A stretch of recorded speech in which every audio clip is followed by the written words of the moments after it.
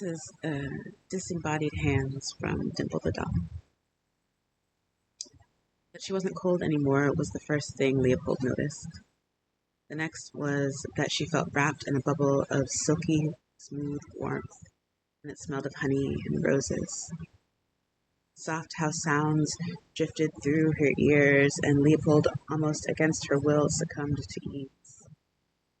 She slid further into the bath and allowed her mind to slowly piece together how she came to be there.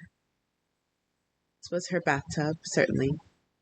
The honey and herbs readily available, yet Leopold remembered only waking up in her home to the thought that her mother, panic, threatened to pull Leopold under.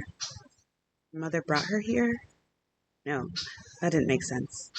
Leopold's mother would never do something so comforting, even if it would also menace Leopold. So how? Leopold remembered the house sounds. There ought not to be house sounds. Well, not human house sounds, anyway. Despite this realization, Leopold had a difficult time rousing herself to care. The bath felt so good, and the herbs were delicious, and the warmth was incredibly soothing. The house sounds were soothing too, if a touch unsettling. You rescued yourself, in case you're wondering. The voice drifted across the open space, through the walls of fabric to land upon Leopold's ears like an unexpected caress. There was a time when Leopold would have leaned into it, delighted in that voice. Now she felt space. Only space. A space which sprawled and echoed across unseen expanses and reverberated against unknown walls. Officially ready for the day to be over, Leopold ignored the voice and made the decision to enjoy the bath. The voice seemed to expect this, and the house sounds continued. What the fuck kind of karma have I incurred to be deserving of this day? Leopold asked herself, and even as the words formed, she knew they were unjust. Things didn't work that way. Leopold doubted energy ever worked that way. Resolute in her enjoyment of the delicious-smelling warmth, Leopold did her best to ignore a different delicious-smelling warmth beginning to accompany the discomforting house sounds. She sucked her teeth. Low down. That's what this was. Again, unfair, and yet she sucked her teeth again. Leopold knew those spices, understood those smells, and she just knew, damn his eyes, that she would not need to leave her bath to get those spices inside of her.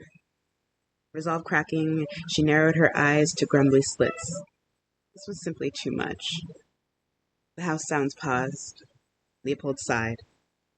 Leopold sighed louder. The house sounds resumed. Regaining her resolve, Leopold reached for a bar of house-made rose soap and cursed under her breath. Throwing it from her, she reached for the chamomile and honey soap instead. The voice chuckled. Leopold lathered vigorously, swearing continuously while muttering, "Damn his eyes!"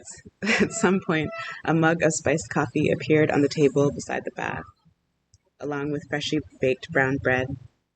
Flamone came out at the sight of the richly buttered warm slices. Well, Leopold refused to admit it. She consumed coffee and the bread happily and was splashing in the tub with abandon when the vessel and the voice set down a plate piled high with vegetables, spiced rice, greens, buns, stewed meats, cheeses, and other rich and rewarding things. "Hope you like it," the voice intoned. "Your battle meal. A bit delayed." The words had more than one meaning. Leopold decided to respond to the simpler one. "I've hardly been to battle." "That's a lie, and you know it. Simply eating meal with that family of yours is going to war, and from what I heard, they had you in there for a while."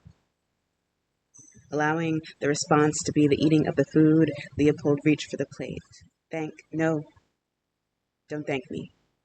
Here, eat. Let me top up this water for you. I've got some heating. We'll drain the old. You need to soak for a while. Your wounds, you'll need to soak for a while." Sinking deeper into the water, Leopold tracked the vessel with her eyes. He was being wonderfully amenable, she mused. Her lips pursed. What did this kindness mean? Seemed highly suspect to her mind, and yet she felt she could trust him. Gah, she did trust him. She was humanizing him again. There was swaths of space between them, even as their bodies moved around each other to refill the bathwater. Tension taut, and ease also made itself known as it ever had between them. Being together like gazing at each other over a divide, each standing on their own mountain, birds flying at eye level, cups of coffee in hand, the distance too easeful, too time-consuming to traverse. How will they find their way around? Already looking for a way around, are we, Leo? She debated whether or not to chastise herself. Hands placed the plate of food in front of Leo, setting it onto the tray balanced on the bath. Not. Decidedly not. Still, she refused to risk a glance, refused to remember his name, refused to remember breaking apart the warm bread, the steam wrapped around her senses. This fucking man. Shaking her head, Leopold relaxed back into the bath and pretended not to notice the hands which saw to her every need.